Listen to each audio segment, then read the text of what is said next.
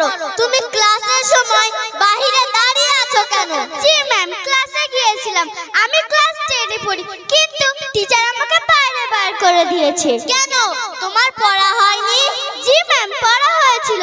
আমি স্কুলে বোরখা পরে এসেছি, তাই টিচার আমাকে বাইরে বার করে দিয়েছে। স্যার তো ঠিকই করেছে, কারণ তুমি স্কুলের ডিসিপ্লিন ভঙ্গ করেছো, ইউনিফর্ম পরনি। স্যার তোমাকে বার করে দিয়েছে, ঠিকই করেছে। কেন ম্যাম? আমি তো ইউনিফর্ম পরেছি। ইউনিফর্ম পরেছো ঠিক আছে, কিন্তু তার উপরে বোরখা পরতে গেলে কেন?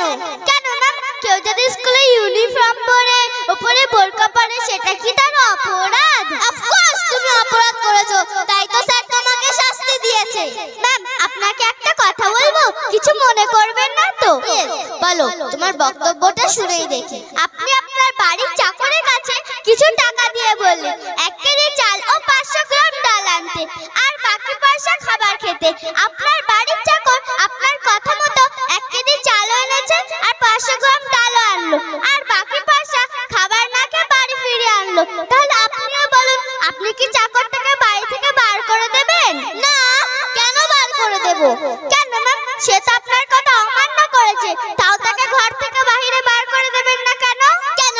সে তো আমার কথা মতো চালও এনেছে, ডালও এনেছে, আর বাকি পয়সা সে কি করবে না করবে সেটা তার ব্যক্তিগত ব্যাপার। ম্যাম, আপনার বাড়ির চাকর চালও এনেছে, ডালও এনেছে, আর বাকি পয়সা সে কি করবে না করবে সেটা যদি তার ব্যক্তিগত ব্যাপার হয়, আমি স্কুলে ইউনিফর্ম পরেছি, আর ইউনিফর্মের উপরে কি পরবো না পরবো সেটাও আমার ব্যক্তিগত ব্যাপার। তা তো ঠিক কথা, তবে অনেক অফিস আদালতে লেখা থাকে জুতা খুলে প্রবেশ করুন। আপনি কি দেখেছেন কোথাও লেখা আছে বোরখা খুলে প্রবেশ করুন? Just sit up. What the great! কি তোমার এত বড় সাহস? সামান্য একটা ছাত্রী হয়ে ম্যামকে জ্ঞান দিতে আসছো? Ma'am, as is the evil, so is the remedy. আপনিও যেমন বুনো ওল, আমিও তেমন বাঘা তেঁতুল। অন্যায়ের প্রতিবাদ করার অধিকার সবার আছে।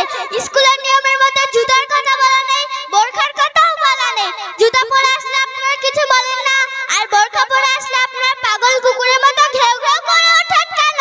আচ্ছা নাজিবা, আমি যে স্কুলে আসার সময় পার্লার থেকে মেকআপ করে আসি, আর রাস্তার ছেলেগুলো আমার দিকে ড্যাব ড্যাব করে চেয়ে থাকে আর বলে দেখিয়ে গা খুবসুরত চেহারা হ্যায়। আমি যদি বোরখা পরে আসি তাহলে আমার দিকে কেউ তাকাবে নাকি? ম্যাম, আপনার ওই কালো শরীরটা মেকআপ দিয়ে চকচকে করেন, তাহলে আপনিও বলেন সাদা জিনিসের যদি মূল্য বেশি হতো, আপেল বেদানার থেকে মূল্যের দাম বেশি হতো, কারণ মূল্য দেখতে খুবই সাদা।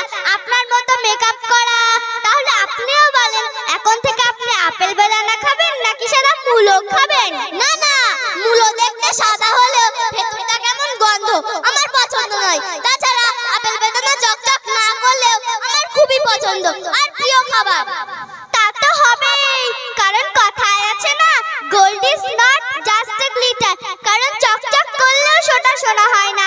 আমাদের ইসলামের প্রথম দিনে আজান দিয়েছিলেন, তিনি ছিলেন হযরত বেলাল রাদিয়াল্লাহু তাআলা আনহু।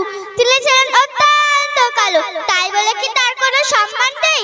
আমরা যে কুরআন শরীফ পড়ি, সেই কুরআন শরীফের লেখাও তো কালো, তাই বলে কি কুরআন শরীফের কোনো সম্মান নেই? আমরা যে কাবা শরীফের দিকে ফিরে নামাজ পড়ি, সেই কাবা শরীফের গিলাফের রঙও তো কালো, তাই বলে কি কাবা শরীফের কোনো সম্মান নেই? আচ্ছা নাজিবা, আমি যে স্কুলে আসার সময় চুল ছেড়ে দিয়ে আসি আর মনে মনে বলি, দেখ না আমার কত সুন্দর লম্বা লম্বা চুল, কানেতে গুজি ফুল, কানেতে সোনার দুল, আর আমি বিউটিফুল। তাহলে কি আমি খুব বড় কথা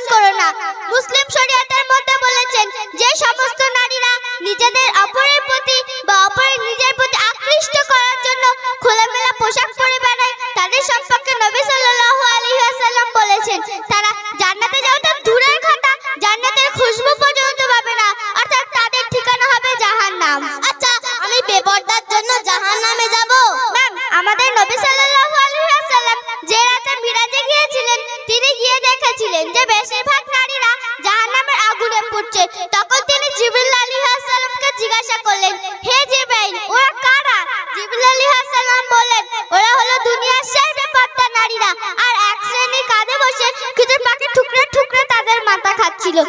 জিবরাইল আলাইহিস সালাম বললেন, ওরা হলো দুনিয়ার সেই বেপরদা নারীরা যাদের মধ্যে কাপড় পর্যন্ত জুটতো না। ম্যাম, লোক আপনি তাকদীর খুদ বানাতি হে। মানুষ নিজের ভাগ্য নিজেই তৈরি করে।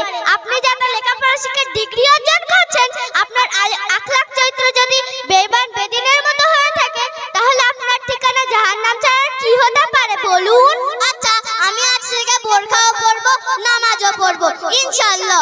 আচ্ছা, তুমি এত সুন্দর শিক্ষা কোথা থেকে অর্জন করেছো? ইসলামিক মডেল মাদ্রাসা থেকে শিখেছি। আচ্ছা, আমিও তোমার সাথে মাদ্রাসায় যাব।